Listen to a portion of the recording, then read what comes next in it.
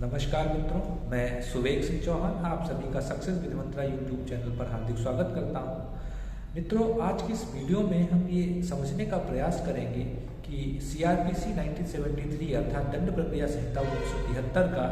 जो चैप्टर 11 है, अध्याय 11 है, जो कि धारा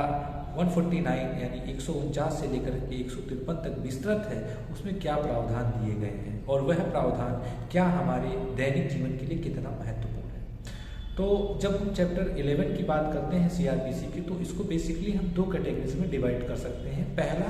जो कॉग्निजेबल ऑफेंस यानी संज्ञेय अपराधों से संबंधित मामलों में पुलिस अधिकारी के कर्तव्यों की बात करता है,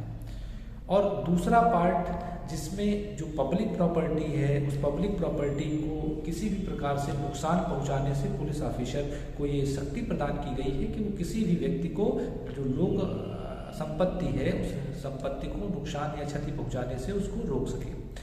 और उसी का एक दूसरा पार्ट है कि 153 के तहत कि पुलिस ऑफिसर को यह भी पावर है कि, और उस पुलिस ऑफिसर के संदर्भ में बेसिकली एसएचओ को, जो थानाध्यक्ष होता है, जो officer in charge of police station होता है, उसको यह पावर होती है कि वो अपने थाना क्षेत्र के किसी भी दुकान में जाकर के, किसी भी शॉप में जाकर के, किसी भी स्थान पर जाकर के वहाँ के जो माप तौल है, बाट हैं इत्यादि जो नाप तौल के यंत्र प्रयोग किए जा रहे हैं, उनकी जाँच कर सकता है। तो सबसे पहले सेक्शन 149 की अगर हम बात करें तो धारा 149 ये कहती है कि पुलिस ऑफिसर का ये कर्तव्य होगा कि वह अपने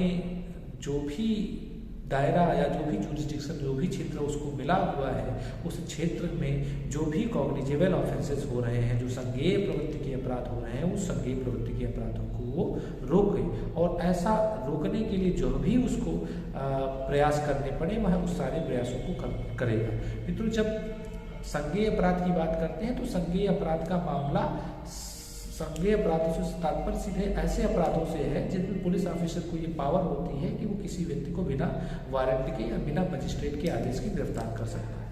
संज्ञेय अपराधों की अगर हम बात करें तो संज्ञेय अपराधों के संदर्भ में जो डेफिनेशन दी गई है वो यही कहा गया है सेक्शन 2C में, दंड प्रक्रिया संहिता सेक्शन 2 या 2C में यही कहा गया है कि संज्ञेय अपराधों से तात्पर्य ऐसे अपराधों से अभिप्रेत है जिनको सीआरपीसी यानी दंड प्रक्रिया संहिता की पहली अनुसूची में संज्ञेय बताया गया है या किसी तत्समय प्रवृत्त किसी अन्य विधि में संज्ञेय बताया गया है। अर्थात इस प्रकार की अगर हम बात करें तो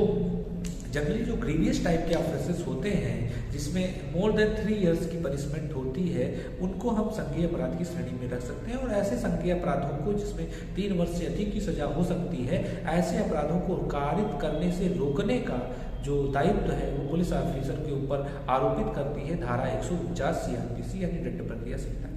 वहीं सीआरपीसी की धारा 150 ये कहती है कि अगर पुलिस ऑफिसर को किसी भी प्रकार से यह इंफॉर्मेशन मिलती है कि उसके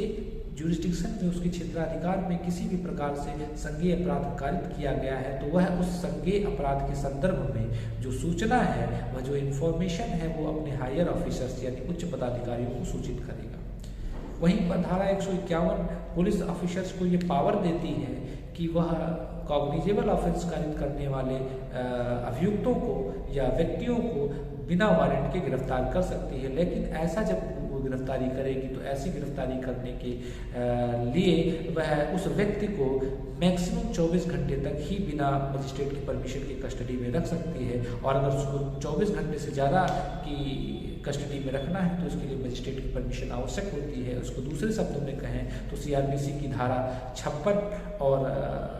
57 यानी धारा 56 और सेक्शन 57 की प्रावधान यहाँ पर एप्लीकेबल हो जाएंगे, जो ये कहते हैं कि अगर पुलिस ऑफिसर किसी व्यक्ति को गिरफ्तार करता है तो गिरफ्तार करने के 24 घंटे के भीतर उसे नियरेस्ट मजिस्ट्रेट के सामने प्रस्तुत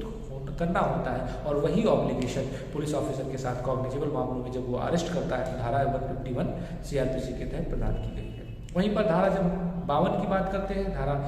152 की बात करते हैं, तो धारा 152 कहती है कि जो पब्लिक प्रॉपर्टी है, और पब्लिक प्रॉपर्टी का बेसिक मतलब यही है कि कोई बाउंड्री मार्क है, कोई साइन बोर्ड है, कोई पब्लिक का जो लगा हुआ कोई जो है किसी स्थान के बारे में कोई नेम बोर्ड लगाया गया है, तो इस प्रकार से जो भी पब्लिक प्रॉपर्टीज की कैटेगरी में आती हैं और उसको कोई क्षति पहुंचा रहा है कोई व्यक्ति, तो उसके संदर्भ में पुलिस ऑफिसर को धारा 152 CRPC ये पावर देती है, ये शक्ति देती है, ये अधिकार देती है कि वह उस व्यक्ति को रोक सके और ऐसा करने के दौरान वह उस व्यक्ति को अधिक गिरफ्तार भी कर सकता है। अगर हम बात करें धारा 153 की, तो धारा 153 बेसिकली पावर सारे पुलिस अधिकारियों को ना देकर के केवल थाना अध्यक्ष को, जो ऑफिसर इंचार्ज है, उसको ये पावर देती है कि वह अपने थाना के क्षेत्र में, अपने जो थाना जिस थाने में वो काम कर रहा है उस थाने के जुरिस्डिक्शन में आने वाले किसी भी दुकान में, किसी भी शॉप में, किसी भी जो कॉमर्शियल एक्टिविटीज़ जहाँ पे की जा रही है वहाँ पर जाकर के वहाँ के बाट और माप और तौल के जो यंत्र हैं उनकी जांच कर सकता है और ऐसा करने के लिए उसको किसी भी वारंट की, किसी भी प्रकार के आदेश की आवश्यकता नहीं पड़ेगी। तो बेसिकली अगर हम बात करें तो धारा 149 से लेकर के 153 तक के जो प्रावधान है बहुत ही लिमिटेड प्रावधान है और बहुत छोटा चैप्टर है CRPC का 11, लेकिन ये अति महत्वपूर्ण है। तो मित्रों, आशा है आपको ये वीडियो अच्छा लगा होगा और अगर कुछ अच्छा लगा हो तो आगे कृपया शेयर और लाइक, सब्सक्राइब और शेयर जरूर करें।